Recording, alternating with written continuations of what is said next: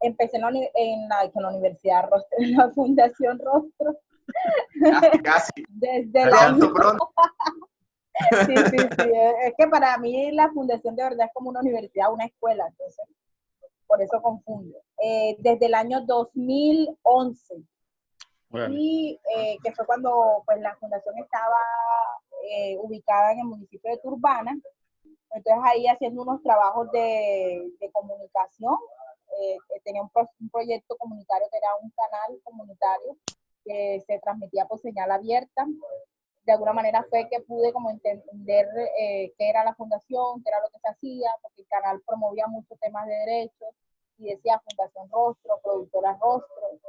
Entonces eso me inquietó un poco y fue, digamos, lo que me llevó a la Fundación Rostro en el año 2011, recuerdo perfectamente.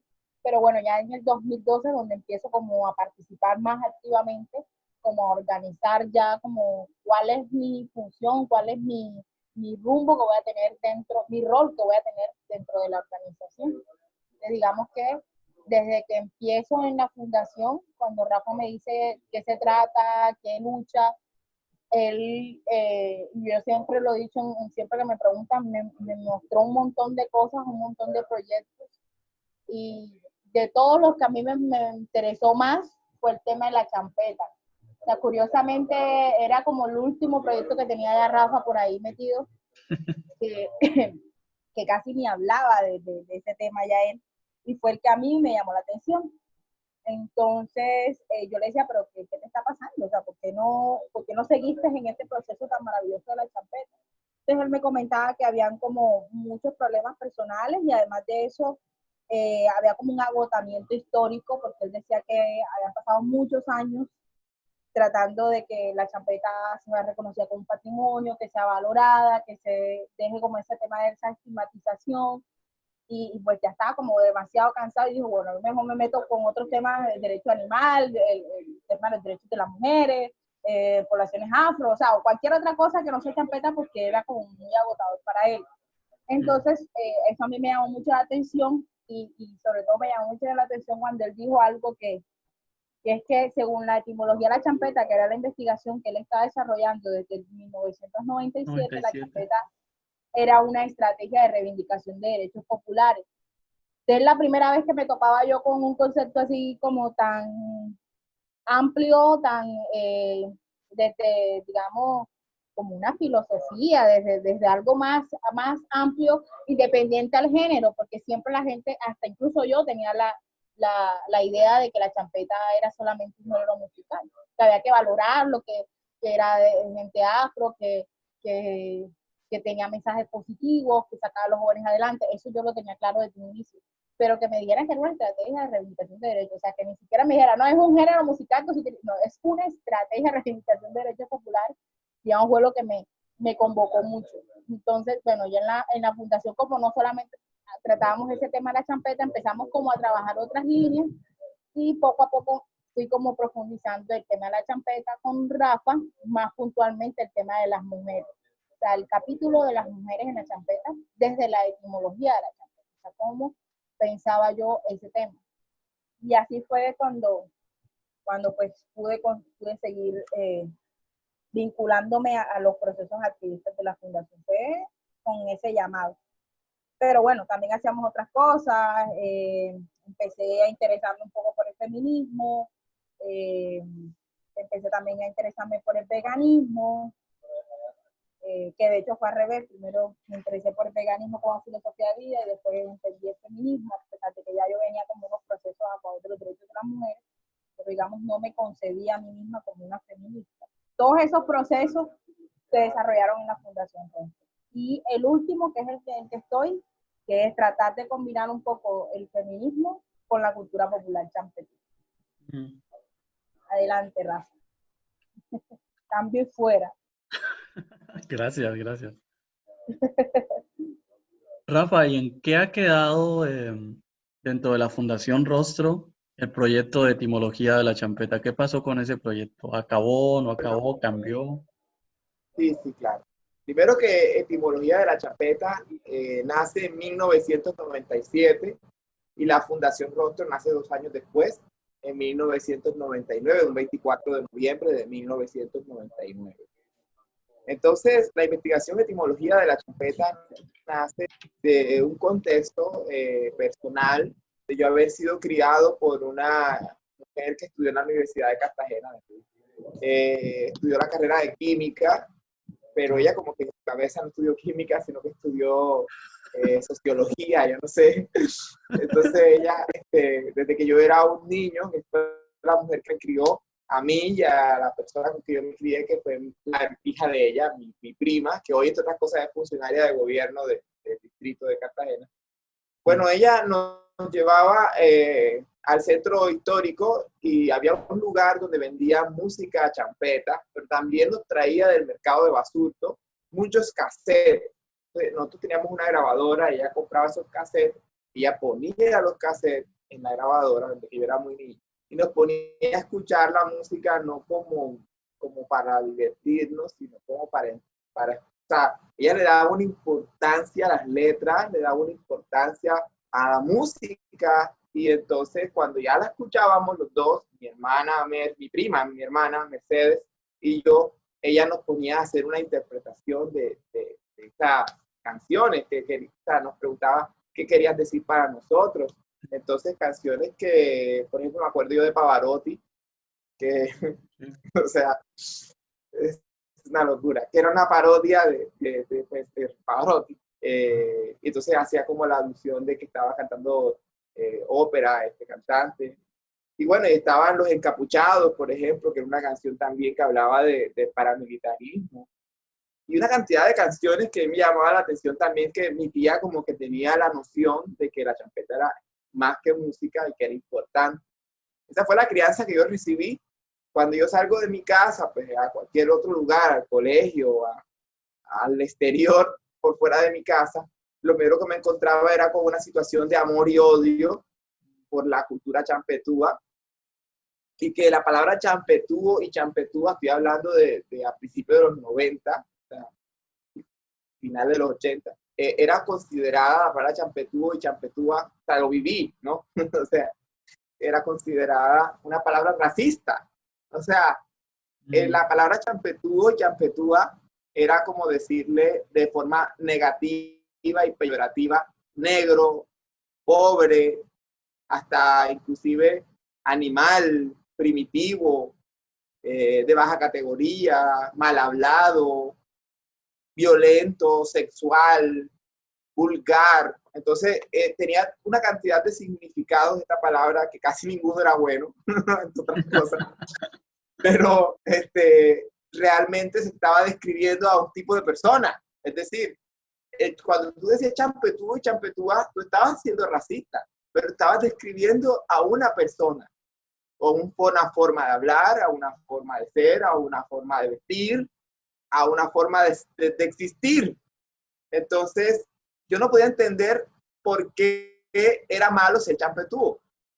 Inclusive yo fui uno de los primeros que me da vergüenza estar aceptando este pocotón de errores. Claro, que te puedes imaginar, una investigación que tiene 23 años, pues al principio cometí muchos errores. Cuando ya comencé la investigación en serio, pues fui uno de los primeros en reproducir discursos que hoy, pues, tengo que reconocer que no son los mejores, pero bueno, como por ejemplo introducir la palabra champetero, como tratando de buscar lógicas, como de darle dignidad a la palabra champetúo. Y esa palabra, algunos le bautizan de que nació en Barranquilla. Yo prefiero decir que digan que sí es así. Pero en realidad eran intentos de la misma ciudadanía de tratar de quitarle la estigmatización a la palabra champetúo. Entonces, obviamente ese no era el problema, no era la palabra. O sea, de nada servía que tú le quitaras, pusieras otra palabra. Sí, el problema de fondo no era la palabra, sino la estigmatización que existía al champetúo, no a la palabra, o a la champetúa. Entonces, a la cultura champetúa, por decirlo así. Entonces, una de las cosas claras que percibía yo desde que tengo memoria, es que la champeta no es un género musical, sino que contiene un género musical contiene, o puede decirse, es un género musical, pero que es un género musical que no está solo, sino que está vinculado, relacionado, nacido de una cultura, de una manifestación sociocultural que era muy difícil autorreconocerse como champetú. Hay champetú, si esa palabra la utilizaban cada vez que tú hablabas o como palenquero, o como negro, o como indígena, o que tuvieses cualquier rasgo étnico en tu lenguaje, de manera inmediata tú eras champetú. Si tú decías mucho ajá, o decías te enfocaste para decir te equivocaste, o decías sisa, silla, y bueno, te fue así para que sientas aguanta doble, y toda esta cantidad de expresiones que son de una cultura. Entonces tú eras champetú. Entonces, ¿qué pasa? Que cuando yo inicio esta investigación en 1997, yo lo hago sin ninguna organización. Bueno, yo tenía un colectivo que se llamaba Planeta Tierra, que había salido de instituciones escolares donde yo estaba. Era un colectivo de estudiantes, por decirlo así.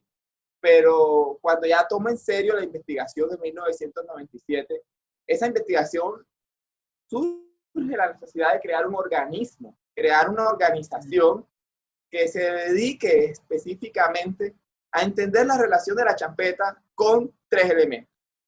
El primero, con el género musical, obviamente, es lo que la gente siempre tiene en la cabeza, el género musical. El segundo, con el tema de la identidad sociocultural, en la cual ella está inmiscuida. Y el tercero es con los derechos fundamentales, porque es que yo no podía entender cómo podemos hablar de una cosa tan importante como nuestra identidad sociocultural, la champeta, si no le quitamos como una cebolla todas esas capas de racismo y esas capas de estigmatización que era muy difícil. Ahora es tan sencillo darte una definición de champeta como por ejemplo la que Nivi encontró en el año 2011, 2010, que era que la champeta es una estrategia de reivindicación de derechos, pero ese planteamiento era imposible imaginárnoslos en el año 1997. Paralelamente conmigo hay otros investigadores de la misma época y que se adjudican incluso, pues son más adultos que yo, una investigación previa. De hecho, en el año 1996 se hace un documental, Lucas Silva, que es el primero que hace un documental serio. Lucas Silva tiene unas posiciones no muy similares a las mías, sobre todo ahora, porque él ve a la champeta como un tema estético, o sea, como el requinto de la guitarra. Pero en su inicio, cuando él comenzó siendo documentalista, un año antes que yo comenzara la investigación, porque yo era un muchacho, él ya no era un muchacho, él hizo esa investigación con los champetudos, que está la memoria audiovisual ahí, y lo que dice ese documental, que yo no lo conocía, yo lo conocí después de mi investigación.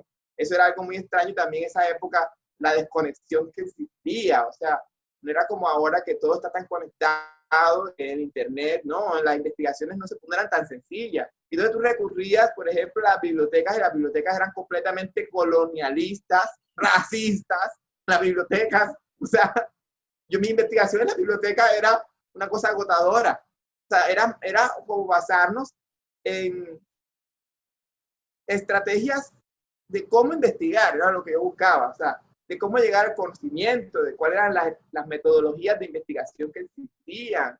Entonces me aparecen conceptos como, por ejemplo, si tú miras la etimología de la champeta, aparece como polarización de la champeta, que fue, digamos, como la primera revisión de texto que se hace en el año 2003, 2004, y que en Wikipedia el texto que está allí es ese no es polarización de la champeta, porque polarización de la champeta es un texto más que todo político y anecdótico. En cambio, etimología de la champeta es un texto más tipo enciclopédico, y lo que aparece en Wikipedia es etimología de la champeta. De hecho, Wikipedia es un calco de mi investigación de 1997, y ahí me da vergüenza que después me echaban en cara mi propia investigación, otros investigadores, como diciéndome, usted está equivocado, porque la champeta viene de un cuchillo. O sea, usted está diciendo nada. Y yo, como que, bueno, eso del cuchillo, por ejemplo, Por eso digo que de estar tanto tiempo en una investigación, uno tiene como que hacer mea culpas, y eso del cuchillo es increíble que yo tenga que retractarme de tantas cosas. Pero el cuchillo me parece que fue una barbaridad, porque yo busqué la forma de entender de dónde venía. De hecho, se llama etimología de la champeta, de dónde venía la cultura champetúa. Entonces le pregunto al champetúo, a la champetúa, obviamente, que son los que tienen que saber, porque yo se supone que era champetúo. Yo vengo de un barrio popular, yo nací en el Espinal, barrio Espinal, frente del Castillo de San Felipe. Mi patio era el Castillo de San Felipe, pero había un pico permanentemente. No era el Castillo de San Felipe elitista de hoy, no, eso era una fiesta champetúa lo que había ahí. Y yo me crié en ese ambiente. Y cuando yo entrevisto a mis colegas, a mis iguales los champetúos, pues ellos reproducen todo un discurso de vergüenza, de no orgullo. Pero era algo muy extraño porque ellos como que decían, yo cuando oigo la champeta, o cuando yo pongo un picó, o cuando yo estoy en mi música, o cuando yo estoy en mis dinámicas, es más, ellos decían, cuando yo voy a un picó, a mí se me desaparece todo, se me olvida que soy negro, se me olvida que soy pobre, se me olvida que hasta decían, se me olvida que soy balurdo, se me olvida que soy, o sea, se me olvida que soy una porquería, porque había un tema de disminución también dentro de la cultura popular se sentía avergonzada y la habían enseñado de que eran menos, de que eran poca cosa. O sea, el racismo no es solamente, como ahora hablan de endorracismo, no. Era una situación donde vivíamos llenos de dolor interno. A veces dicen que somos unos resentidos sociales. Yo no diría que somos resentidos, yo diría que somos unos destruidos. O sea, vivíamos con unas sensaciones de vergüenza.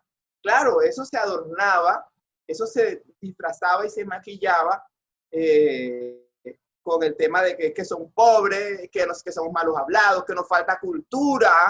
Y teníamos una cultura, es que la teníamos, pero nos sentíamos avergonzados. Entonces, hubo varios audiovisuales que todavía creo que están en internet. Hay uno que es del 2006, que se llama Etimología de la Champeta, donde el señor dice, a mí no me va a gustar que me digan champetúo, a mí no me va a gustar que me digan, que tú sabes que yo esté por la calle caminando, como camina uno, que le digan champetúo a uno, dice el compañero. Eso no me va a gustar. O sea, esa era la época donde había una vergüenza, pero paralelamente, fíjate cómo, por ejemplo, Michel, que entre otras cosas eso se dio, Michel, en un momento histórico, donde ya la champeta comienza a sentirse orgullosa de ser champetúo. Y si te das cuenta, ser champetúo y ser champetúa no es la música, y ahí es donde quiero llegar. Y cuando Etimología de la Champeta nace, él lo tenía claro. Decíamos, ¿cómo le decíamos en ese entonces? No decíamos patrimonio inmaterial, por supuesto que no. Decíamos, es una expresión, es una manifestación. Ay, bueno, ahí está en Wikipedia todavía. Hecho social, es un hecho social. Esa era la palabra que utilizábamos toda academicista, para decir que la champeta no era un género musical netamente, sino que era una manifestación y un hecho social. Por supuesto que de la etimología de la champeta surgieron una infinidad de investigaciones, como la etimología de la champeta no es una investigación hecha para libros, hecha para publicaciones académicas, para revistas, sino que era una investigación que era para los champetúos. O sea, era una investigación hecha para que las champetúas y los champetúos se empoderaran de su cultura y no tenía por qué pasar por temas académicos, sino que era una cosa de autonutrirnos y de como formarnos y de querernos. Entonces, pues, yo comienzo mi carrera universitaria el año 2001 en artes plásticas, y entonces entra ahí se funda, bueno, Rostro se funda en 1999, como 2 años antes de que estudiara artes plásticas. Pero bueno, el movimiento Rostro se cuaja. Y bueno, luego imagínate, entraron una cantidad de personas en el año 2005, 2006, entra Nelson Fori, un artista plástico que se dedica justamente a la reivindicación de lo afro y lo indígena, y cómo él decía y sigue diciendo que la historia que nos están contando es una historia falsificada, y como las heridas históricas que tenemos son heridas abiertas, llenas de sangre, llenas de materia, infectadas, estamos moribundos, estamos mal. Entonces la champeta perfectamente se llama terapia en algún momento para sanar esas heridas históricas. Y bueno, Nelson nutrió muchísimo, diría yo, también la entrada de, por ejemplo, tenemos que reconocerlo también, de Orlando García en el año 2001, que comienza a interpretar en la radio. Él era un niño, tenía 13 años, comienza a interpretar en un programa que tenía rostro en el año 2001-2002, que se llamaba Radio Todo, que salía por la AM, que era una emisora como de baja frecuencia, pero que se escuchaba en toda Cartagena. Y el personaje se llamaba El Jibarito, que era un personaje, un niño champetúo. Entonces, pues, también su entrada a la Fundación Rostro desde un niño, por eso lo consideramos un miembro fundador. Y luego del año 2011 entra Mili. Entre otras cosas, cuando ya entra Mili, te comento que ya yo estaba aburrido, y el equipo que en ese momento existía de Rostro, de esta vaina de la champeta, porque esto ha sido una batalla, o sea, pareciese algo como tan sencillo de hablar, ¿no? Como que, ay, él es el defensor de la champeta, ellos son los investigadores de la champeta, qué bacano debe ser eso, pero no, o sea, o sea, no tienes ni idea de la cantidad de burlas, o sea, he sido un payaso, ¿no? O sea, tú sabes lo que se te ocurra, andar debajo del brazo, que por aquí están los apuntes, que andaba con mis apuntes de la champeta, en una época donde la champeta era ridiculizada, era discriminada, era malentendida. Las directoras y directores del IPCC, y eso que yo fui parte de la creación del IPCC, bueno, eso era una burla cuando yo llegaba a hablar de champeta. Es más, o sea, era muy difícil, logramos muchas cosas. En el año 2003, el mismo Viviano Torres, que hay que reconocer que en este proceso hay que entrevistar a Viviano Torres, que además de que es uno de los primeros cantantes, es un activista de la champeta. Se crea el primer proyecto de acuerdo serio y habla del Festival Afrocaribeño de la música champeta. Y bueno, en 2003 pasó eso, luego en 2011, que es la misma llegada de Mili, paralelamente en Cartagena estábamos moviéndonos. Yo estaba en Turbana en ese momento, pero al mismo tiempo yo iba a Cartagena, o sea, yo vivía en las dos partes, y logramos que la ONU nos reconociera como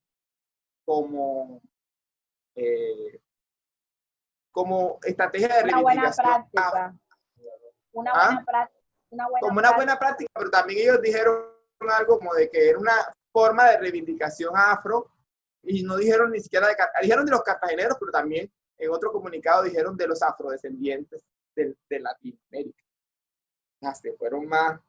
Entonces, bueno, y ese comunicado también ayudó a que se creara Aso Musichampeta en el año 2011, 2012, se constituyó más, y Aso Musichampeta, un colectivo donde los cantantes de todas las generaciones, no importaba si estaban pegados, si no estaban pegados, no importaba, estaban juntos, todavía existe ese organismo. Y bueno, Rostro en ese momento no estaba tan, o sea, estábamos los dos juntos, pero yo era como un testigo, yo no me sentía como, porque es que Aso Musichampeta comenzó como un tema de cantantes, compositores y músicos, y yo no era ninguna de esas cosas, ¿no? Yo era un investigador. Entonces, en este momento, pues, ya las cosas han cambiado. Ahora el rol de la investigación es parte vital de la música y la investigación. O sea, hemos madurado mucho, nos hemos fortalecido muchísimo. Y como te digo, la entrada de Mili ayudó también porque ya había un cansancio. Ya yo estaba ya cansado, estaba viejo, ya estaba con ese peso de toda una vida, con burlas, con tiraderas de puerta, con lágrimas, frustraciones, dedicarle una vida a la champeta. O sea, la gente no tiene ni idea de lo que eso representa y de lo difícil que pudo haber sido eso. Entonces, Mili, cuando ve, porque Rostro es una organización de derechos fundamentales, pero siempre con la visión popular, pero habíamos dejado como un lado un poco el tema popular, porque estábamos como cansados de tanta burla. Y cuando Milly ve, ella dice, pero ¿cómo así? Entonces ella encuentra el tema de la champeta, y ella como que dice, todo lo demás por un lado. Y hay que ver que yo soy vegano, obviamente, defensor de los derechos de los animales, que es muy raro también porque los veganos por lo general, a veces me critican porque digo estas cosas, pero la verdad, los veganos dicen que la cultura es negativa, o sea, en su parte filosófica, porque consideran de que la cultura es la que ha hecho que las personas consuman animales, que no salgan de los prejuicios, que sean conservadores en sus pensamientos, de que no abran su mente. Entonces, como que la cultura es la que los mantiene con el mismo pensamiento, y resulta que sí, sí, es que de alguna manera la cultura también es una vivimos en una cultura antropocentrista, entonces, claro, mucha razón tiene también la filosofía vegana en hablar así, pero bueno, nosotros acá en Rostro hemos analizado que no tiene ningún sentido ir contra la corriente, o sea, decir ustedes están jodidos, ustedes están mal, si podemos transformarla desde adentro. Esa es la idea. O sea, que como la gente que se siente champetú o champetúa pueda ser vegano y tener una filosofía de conciencia hacia los animales, pero sin deslegitimar todas esas raíces y toda esa etnicidad que existe pues dentro de la mente de uno. Entonces la identidad cultural es muy importante también. Entonces una cosa no tiene por qué oponerse a la otra. Ay, discúlpame, Rafa. No, sí, es que yo de hecho cambié demasiado. De eso que han dicho, hay dos cosas que me llaman la atención, o sea, como que ambos han Sí. coincidido en algo alrededor de la champeta. Y es, primero Milly decía que cuando ella llegó en 2011, se encontró con que la champeta era una estrategia de reivindicación de derechos. Sí. Y Rafa dice también que la champeta, él empezó a hacer un trabajo sobre la champeta y que estaba cansado de tanta sátira y de tanta burla porque él estaba defendiendo algo popular. Mi pregunta es, ¿la champeta como cultura, no como música, sino como cultura, como ustedes la manejan, es exclusivamente de los sectores populares de Cartagena? ¿No es de otros sectores? Contesto, Milly. Milly, dame permiso de hablar. He hablado mucho. Tú primero, pues, Milly, ya. No, di tú, es que yo no sé, tú no me ves. Yo te estoy haciendo señas de Ella te está haciendo que así ve. pero yo no lo veo a él tampoco, o sea, no sé. Yo no te veo, es que no sé. Ajá. Este programa no es como el otro, no sé. Bueno, entonces, bueno, Sí, yo... sí, pone lo que quiere ahí. No, yo no sé, yo no entiendo. Yo voy para atrás. Antes era casi un hacker y ahora no prende ni prende un celular. Bueno, les comento que la identidad sociocultural champeta existe antes que el género musical. Y existe su naturaleza, su esencia, su esencia no. Su fundamento, su descripción, su observación, su lo que es en sí, es la reconstrucción espontánea de resistencia cultural de las poblaciones populares del Caribe colombiano, de todos esos fragmentos étnicos de las culturas africanas e indígenas que fueron masacradas, fueron violentadas, violadas, ultrajadas, pero no destruidas del todo, no fueron aniquiladas del todo.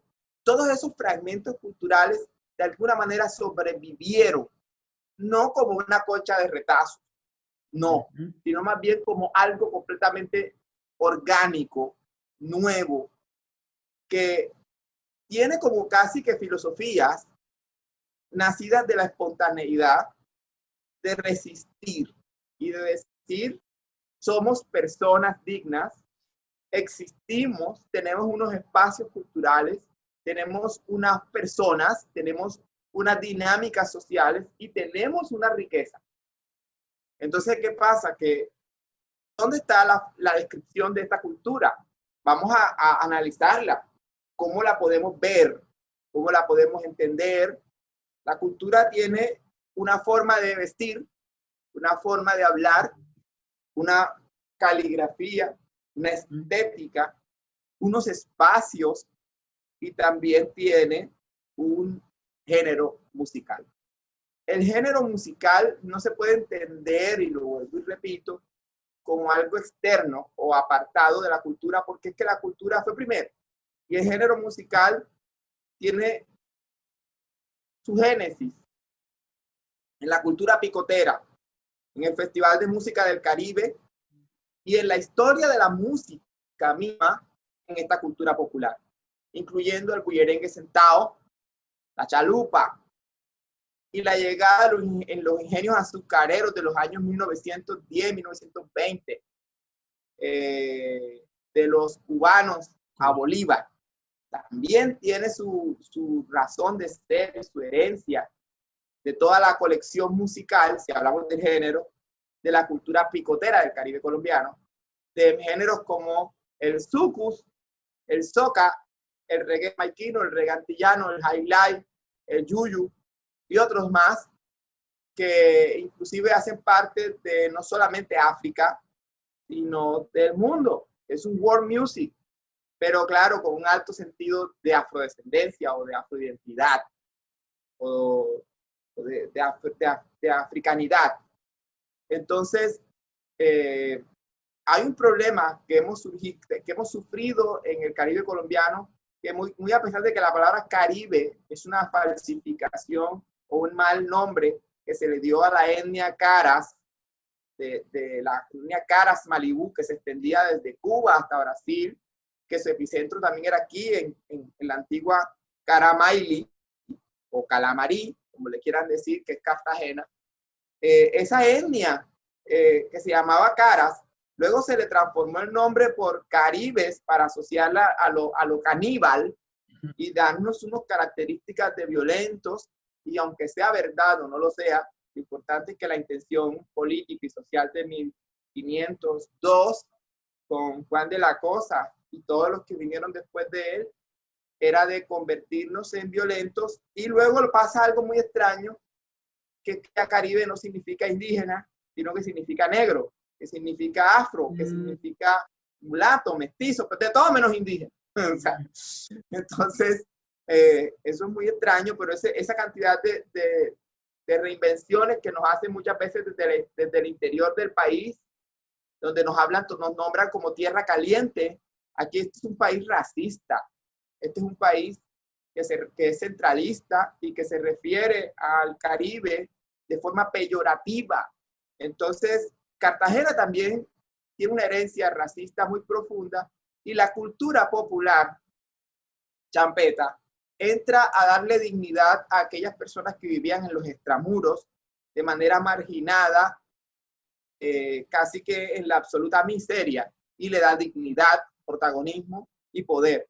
Por eso las figuras de poder dentro de la champeta, como figuras del poder de la naturaleza, como el huracán, el ciclón, el león, y figuras del poder de la aristocracia en todas las civilizaciones, como el emperador, el imperio, el rey, el príncipe.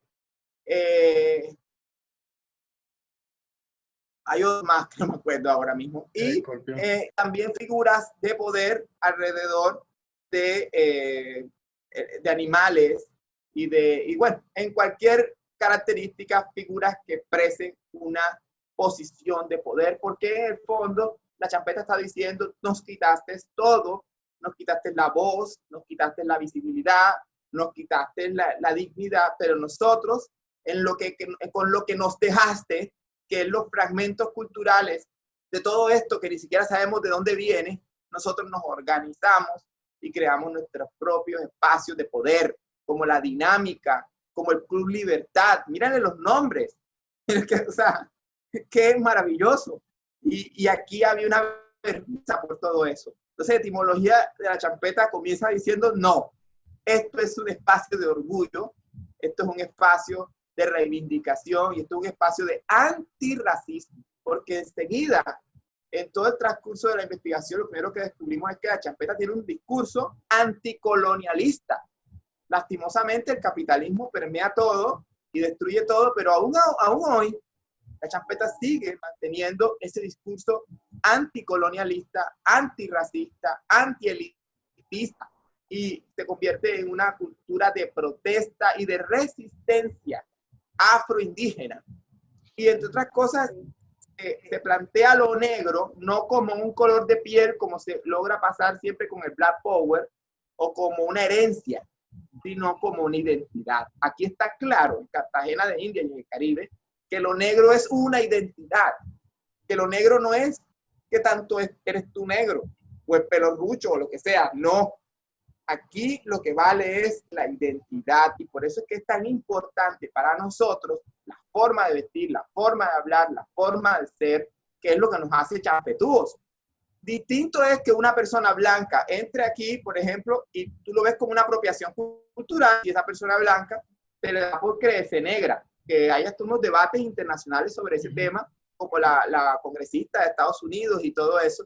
En cambio, con la champeta, cualquier persona de cualquier etnia, de cualquier origen, podría asimilar el tema de ser champetúa y champetú, porque es un tema identitario que, entre otras cosas, da la invitación de que cualquier persona en cualquier territorio del planeta puede sumarse a este espíritu libertario de resistencia popular para poder, a través de la música, del perreo, del pianito SK5 y de la forma de hablar, para que tú sientas el meque, porque se fue así, la plena que yo resisto, y resisto cuando está la vaina delgadita, y cuando, o sea, todas estas expresiones de aguantando cable, de una pobreza extrema que no es champetúa, pero de donde surge la champeta, o donde la champeta resiste. Entonces, la champeta es una cultura que invita a cualquier ser humano en el planeta Tierra a ser champetúo y champetúa, y eso es lo que también lo hace maravillosa y maravillosa. Rafa, yo ahí sí como que diferencio un poco, porque A ver, ¿cómo? O bueno, no sé muy bien cómo lo tomas tú, pero a mí me parece a mí me parece que es profundamente popular, o sea, ahí pasando de eso, y esa diferenciación un poco entre el género musical y la manifestación champeta como cultura, ahí es donde está la diferencia. Porque es que tú mismo lo decías, ¿no? O sea, ese pasado histórico difícil, eso tiene un peso muy importante que no hay que desconocer. Entonces, claro, como el género musical se ve desde la superficialidad, sobre lo bacano, sobre lo que te goza, que es rico, por eso es que uno, por ejemplo, cuando voy a tocar, por ejemplo, en el caso mío, que como picotera, que voy a tocar a Boca Grande, que voy al centro, la gente me queda viendo como, bonita, esta negra o esta india aquí, o casi que le dicen, ahí esta indiecita, acá está aquí. O sea, ¿cómo hay ese choque cuando yo soy la que los estoy poniendo a bailar con champeta además? Pero cómo hay esa diferenciación, y es que muy bonito decir, a mí me gusta la champeta y qué bacano suena la champeta, pero cuando tú escuchas una frase o una forma de hablar, se genera ese choque. De hecho, a mí me han dicho como que, sí, pero es que tú no seas tan champetúa, es que tú hablas muy champetúo. Y en mi espacio de trabajo, por ejemplo, yo soy administradora de la Casa Museo Rafael Núñez, es un espacio además que ha sido históricamente permeado por el elitismo, por algunos pocos sectores de la ciudad, y ese choque en cuando la gente se da cuenta que yo soy champetúa, que programo, que investigo, que estoy que vengo de un barrio popular, que desde esa vaina la gente no la puede entender y sienten como que sí, pero míralo como desde lo DJ. De hecho, a mí no me gusta que me digan que soy DJ de champeta. Tú eres una DJ, tú eres una programadora, tú eres una selecta, o me dicen, sí, pero no lo digas tanto, o trata de hablar de tal forma. O sea, como que tienes que tener un molde aquí que se salga de lo champetúo, porque no puede ser tan champetúa. O sea, sí, bacano todo lo que haces, pero no seas tan así.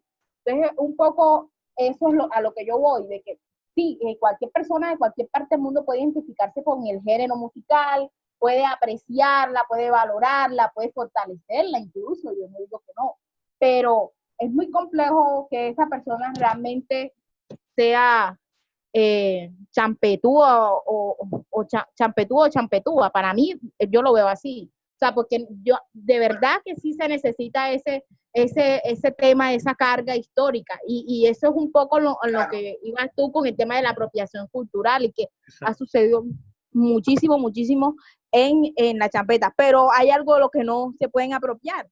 No se pueden apropiar de un pasado histórico que no han vivido, que no han sufrido. Entonces, las personas que están desde sus espacios de poder, desde sus, digamos, de su, ¿cómo se llama? ¿Privilegio? O desde su privilegio, desde todo eso, que ¿cómo van a hacerlo? O sea, no se puede. O sea, definitivamente yo digo que no. O sea, realmente ahí es, y eso es lo que debemos también valorar, y lo que ha hecho justamente a la champeta lo que es. Y entonces, ¿cómo podemos entender, con base a esas dos cosas que han dicho, cómo podemos entender concretamente de qué manera la champeta es antirracista? ¿Cómo hace la champeta para ser antirracista? ¿Qué hace? ¿Cuál es su estrategia? Bueno, Tú la contestas, Rafa.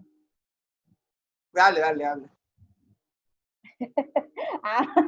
Habla tú, porque querías aclarar algo antes. Quería como complementar, antes de hablar de por qué la champeta es antirracista, Adelante, yo quería Rafa. complementar lo que tú estabas diciendo, pero inclusive dejar un poco, digamos, o sea, dar mi opinión un poco diferente, que creo que nosotros tenemos la misma fundamento, pero ajá, somos personas diferentes, obviamente. Entonces pienso que tenemos que dar una oportunidad también de contrastar cosas, y tenemos que tener en cuenta de que la champeta nos fortaleció ese antirracismo con un crisol internacional. Es decir, nosotros hicimos colecciones de música de todos los lugares de África posibles, de lugares de Europa, de lugares de Latinoamérica, de países que ni conocíamos, y que construimos un imaginario, una identidad también, la fortalecimos, porque la identidad existía desde antes, la fortalecimos o la configuramos con mayor complejidad en la ciudad de Cartagena principalmente, pero tenemos que reconocer también que también en el Caribe colombiano logramos crear una identidad con unos elementos internacionales que pienso yo que es hora también de que, a pesar de que la champeta nos sirve como una resistencia contra el racismo y el elitismo, y ahora vamos a decir por qué, también nos sirve como una proyección de un espíritu libertario y de resistencia para el mundo. Es decir, que la champeta puede trascender a ese regionalismo, a ese encriptado, y a pesar de que tenemos un pasado colonial que nos oprime y que es el que nos ha hecho ser también, ese pasado colonial está en casi toda Latinoamérica. O sea, si tú te pones a analizar, aunque Cartagena es uno de los principales puertos de esclavizados o de personas esclavizadas y de las masacres más espantosas, también tenemos que reconocer de que en Latinoamérica hubo otras Cartagenas y hubo otras situaciones. Y la diferencia que tiene Cartagena con esas otras situaciones es que logró configurar una cantidad de elementos como un world music, construir un género musical a partir de ese world music, que tenemos una jerga muy específica que también habla de resistencia, que tenemos un pasado de racismo muy localizado en una palabra que significa literalmente vulgar.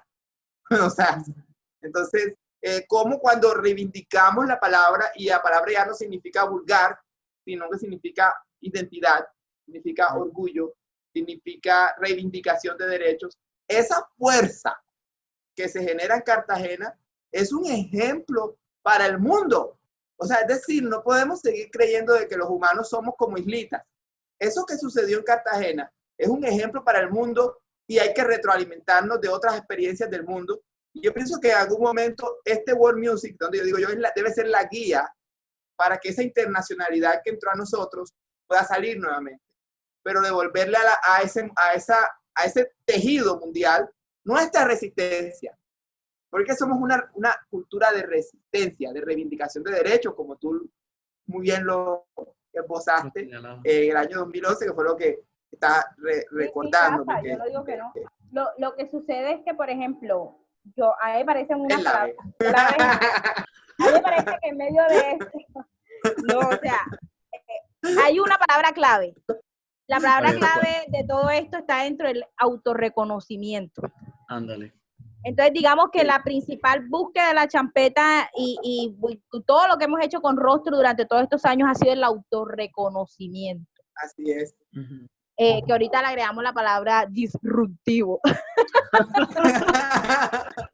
Como para entrar en la onda así ya de lo que se mueve, el autorreconocimiento disruptivo, porque suena como más, no sé, como más cortante. Como siempre, la champeta tiene esta característica que mete presión.